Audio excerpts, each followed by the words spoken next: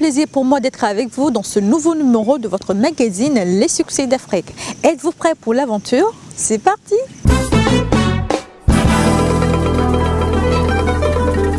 Vous êtes nombreux à réclamer l'histoire envoûtante de Soumaré Souleymane, encore appelé Souleymane.bf dans la série burkinabé Les Boubou Diouf. C'est désormais chose faite.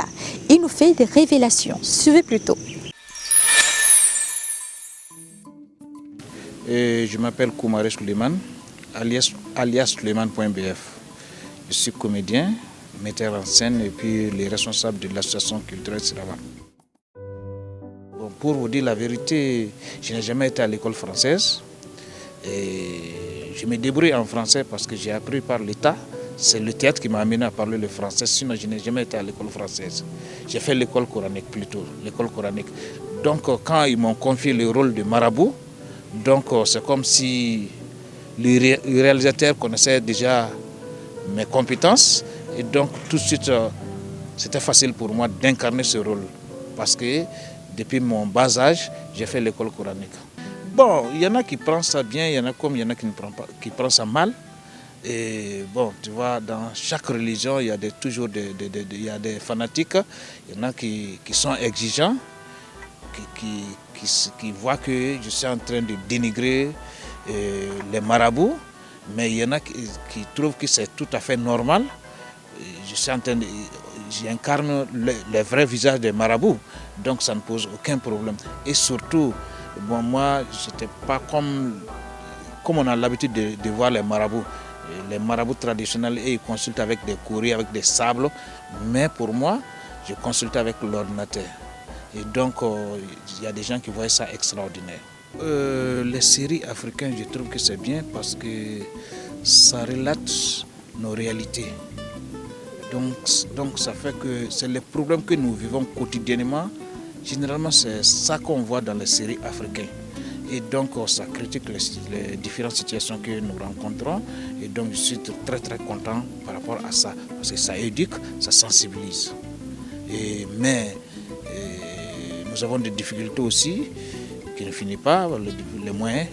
Par exemple, quand je disais que les séries Boubou Diouf, on a commencé le tournage de Boubou Diouf en 2000 et on a bouclé les 100 épisodes en 2002. Et depuis 2002, il y a eu des problèmes.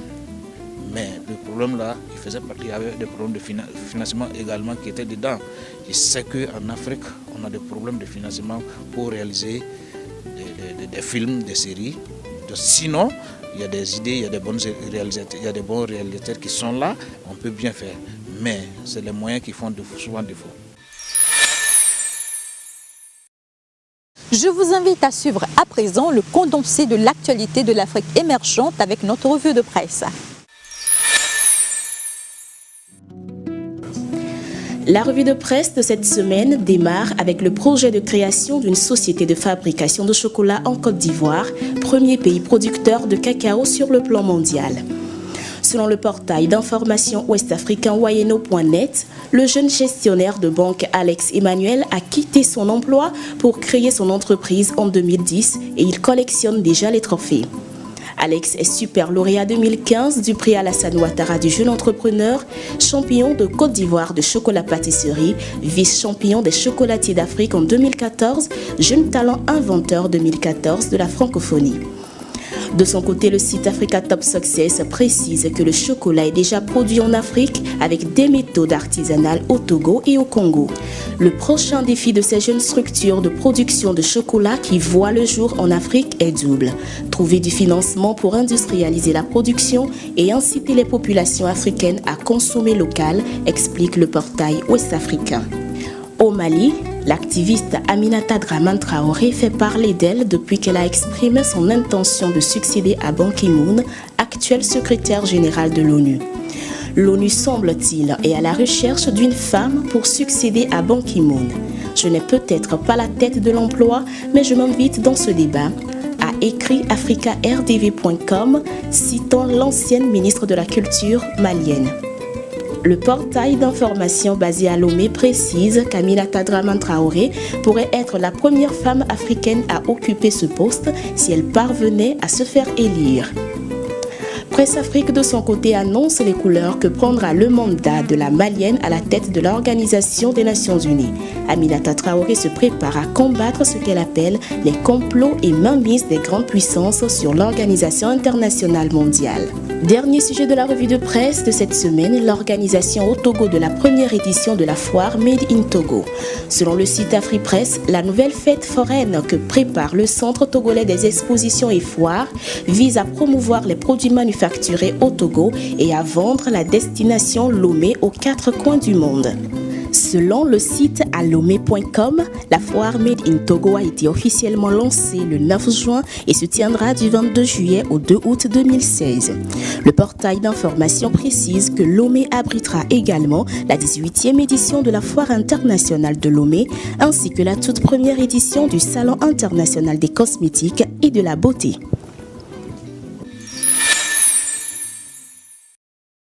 L'éthique font partie des secteurs dans lesquels excellent les jeunes Africains ces dernières années. Notre invité du jour, le Belge d'origine congolaise Yves Moutou, nous donne les contours de Debio, une plateforme web qui permet à chaque internaute d'écrire lui-même son histoire. Son objectif est de connecter le monde au storytelling. Regardez. Bonjour, je m'appelle Yves Moutou, je suis CEO, donc directeur général et fondateur de la société Debio. Je suis originaire du Congo RDC, actuellement de nationalité belge, et la société est basée à New York. Donc je suis arrivé en Belgique à l'âge de 15 ans. Donc j'ai fait une grosse partie de mes études humanitaires en Belgique. Et après quand j'ai fini, donc j'ai fait des tentatives universitaires, mais ça n'a pas beaucoup marché. En même temps, en fait, j'avais des talents musicaux, donc j'étais plus focalisé sur la musique qu'autre chose. Donc à vrai dire, j'ai perdu 8 à 9 ans sans vraiment réussir la première année. Et voilà, avec des concours de circonstances, donc je ne pouvais plus faire ce que je faisais avant. Donc je devais me refocaliser sur les études. Donc je suis allé m'inscrire à la faculté polytechnique de l'ULB, qui est en Belgique, pour faire des études d'ingénieur civil. Donc pendant les études durent 5 ans. Mais la 4e année, il y a eu un petit problème parce que j'ai raté. Donc c'est une succession de beaucoup d'échecs.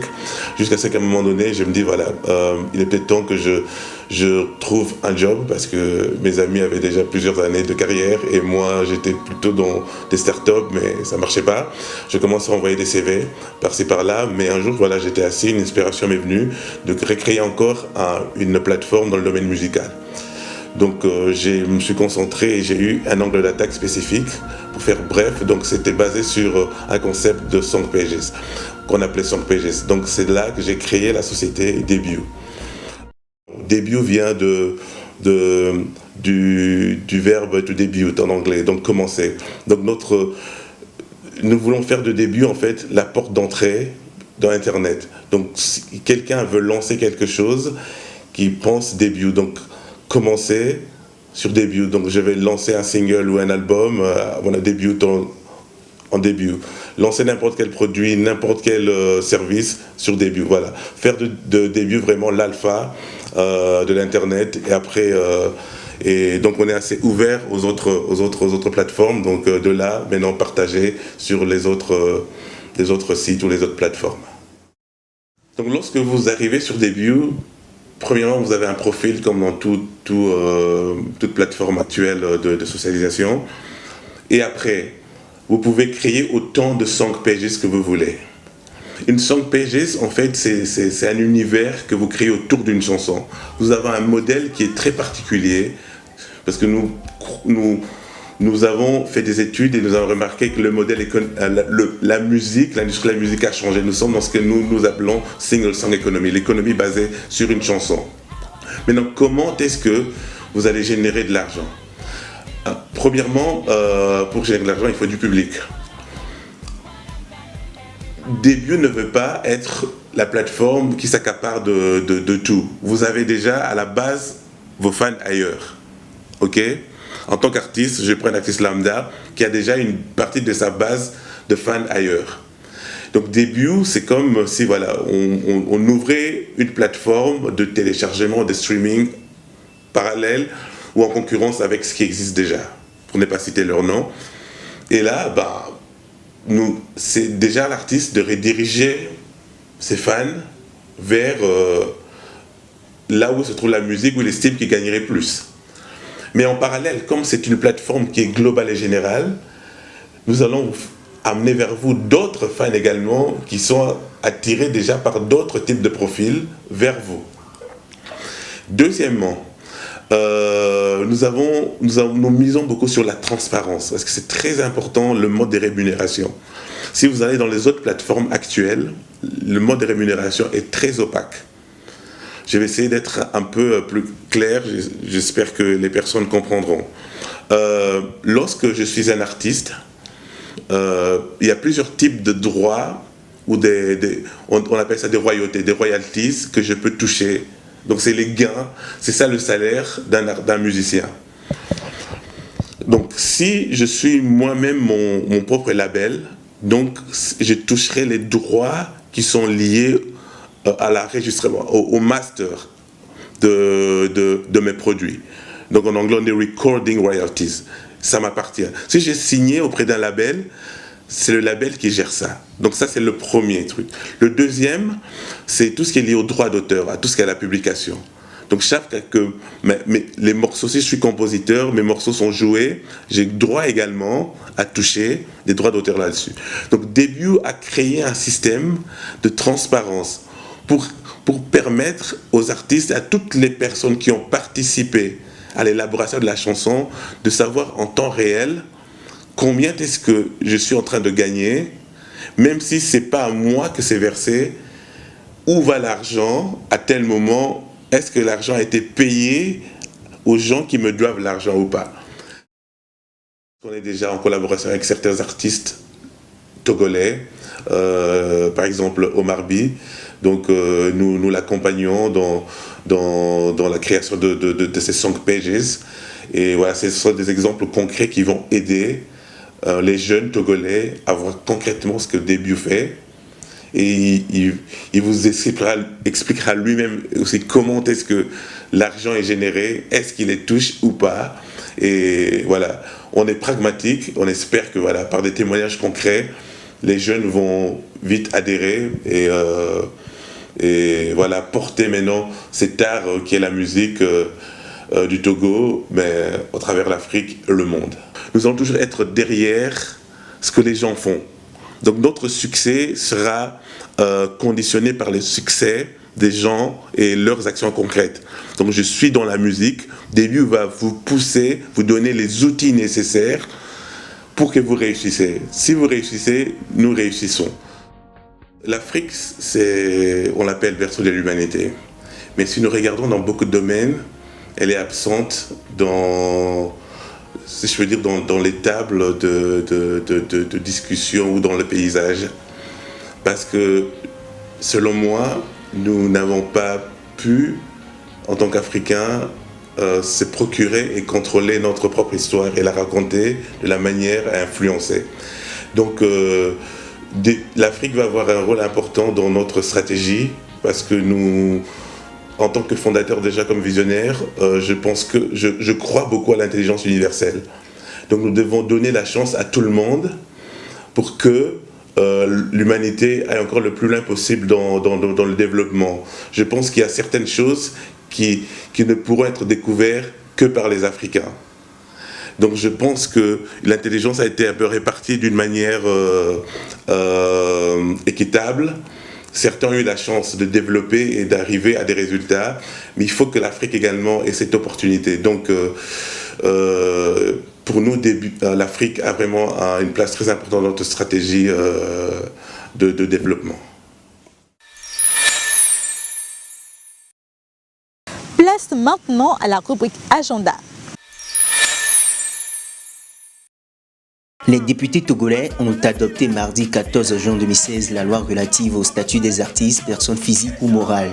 Le texte vise à doter le Togo d'un cadre juridique législatif qui permettra de valoriser tout son potentiel artistique et culturel. Le nouveau dispositif prévoit notamment un système d'aide à la création et un mécanisme de protection sociale, une première au Togo. Faire de la culture un facteur de renforcement de l'identité et de la cohésion nationale, mais aussi un outil de développement économique et social pour la création d'emplois et les activités génératrices de revenus. Tels sont les objectifs recherchés à travers cette loi, a déclaré le ministre togolais de la Culture, Guy Lorenzo. That's right. Oh, you know that thing now. Bring it more high. Hang it. You're hanging. Le promoteur culturel ivoirien François Cognian n'est plus. Selon des informations provenant de ses proches, il serait victime d'un malaise dans la nuit du lundi 7 juin et évacué dans une clinique à Abidjan. Il y laissera la vie le lendemain. Tout le monde va bouger, couper, décaler, toujours calé d'un. Le père connaît. Passionné de la musique, François Cognian est le fondateur de la célèbre radio ivoirienne Jam FM. François Cognian a participé à la promotion des artistes Billy Billy, Boumou Mamadou, Nash, Koro Abou, Onel Mala, Mouloukoukou DJ et DJ Arsenal, Almighty, David Tayorold, Ismaël Isaac, DJ Arafat, Jacob Devario et bien d'autres encore.